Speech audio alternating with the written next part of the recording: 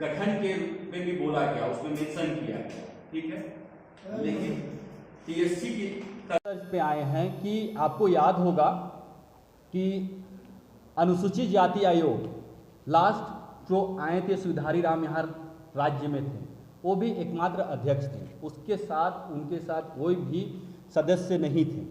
उनके निकलने के, उनके कार्यकाल खत्म होने के उपरांत यहाँ पर किसी भी प्रकार का आयोग में गठन नहीं किया गया। अब आप इस चीज़ को समझिए ऐसे, अभी जैसे फॉर एग्जांपल मैं अभी बगल में बोलना चाहूँगा, अभी 2 दिन पहले रैंक का विवाद हुआ, जब मामला सरकार तक नहीं पहुँचा, सरकार उसमें नहीं ली, तो वो लोग कहाँ गए? वो लोग अपने आयोग में गए, आयोग के पास अपनी विनती को रखें। हमारे पास ऐसा कोई ऑप्शन नहीं है।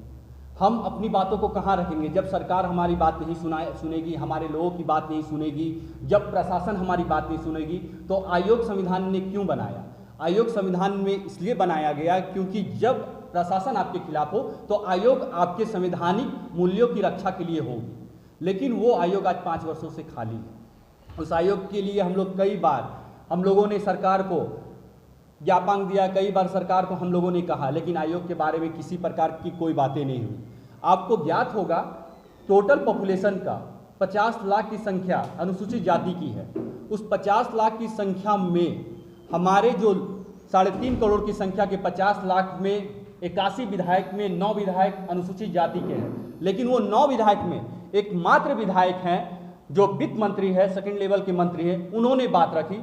हम लोग उनकी प्रशंसा करते हैं और उनको हम लोग धन्यवाद देते हैं कि हमारी जो वर्षों से लंबित मांगे थी, एकमात्र मंत्री ने उस मांग को हमारे मीडिया के बीच में लाए, पत्र के माध्यम से मुख्यमंत्री को दिए। लेकिन उसके अलावा जितने भी 8 विधायक हैं, उन्होंने ना उनका समर्थन किया, ना उन्होंने उसमें कोई प्रतिक्रिया की। ये कहीं ना कहीं संविधानहीनता की पराकाष्ठा पार हो चुकी है।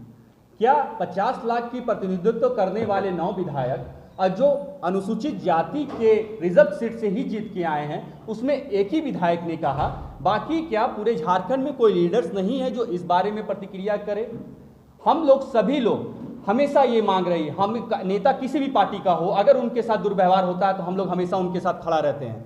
आप इस चीज़ को मानिए, 2007 के परिसीमन में 2 लोकसभा शेड्यूल कास्ट के लिए आरक्षित की गई थी, लेकिन उसके बाद परिसीमन किसी कारणवश नहीं हो सका। आने वाले कल में हो सकता परिसीमन होगा, लेकिन हमारे परिसीमन में हमारी चीज़ों को, हमारी जनसंख्या को, हमारा प्रतिनिधित्व कट किया जाता है।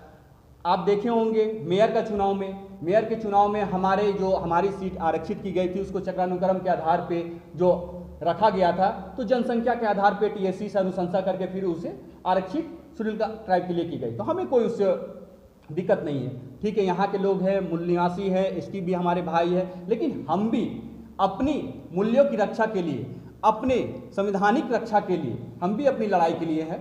हमारा भी कुछ मौलिक अधिकार है, हमारे अधिकार के लिए, हमारे मौलिक कर्तव्य के लिए सरकार क्यों संवेदनहीनता की पराकाष्ठा पार कर रही है? हमारी मांगों को सरकार क्यों नहीं मांग रही है? हम लोग कुछ दिन पहले, हमारी मांग वर्षों से है बाबा साहब की प्रतिमा को लेकर, ना विधानसभा में बाबा साहब की प्रतिमा है, ना नए विधानसभा से लेकर नए हाईकोर्ट में बाबा साहब की प्रतिमा है। आप यहाँ तक देखिए, हम लोग छात्रावास की मांग करते हैं राजधानी में। अब आप एक बात बताइए, पूरे 24 जिला के बच्चे कहाँ पढ़ने आते हैं? 24 जिला के बच्चे तो राजधानी में पढ़ने आते हैं। राजधानी में एक भी अच्छा शेड्यूल कास्ट का छात्रावास नहीं है।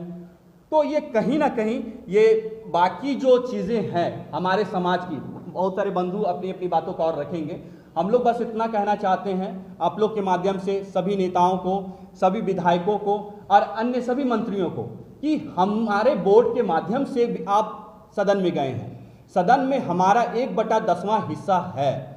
साथ ही साथ 3.5 करोड़ की जनसंख्या में हमारी 50 लाख की जनसंख्या का प्रतिनिधित्व आप करते हैं, लेकिन हमारा समाज बुद्ध के ओर जाता है, हमारा समाज शांति का प्रतिनिधित्व करता है, हमारा समाज कभी उग्र बातें नहीं करता, लेकिन उसकी शांति को, उसकी सहनशीलता को आप कमजोरी ना समझें।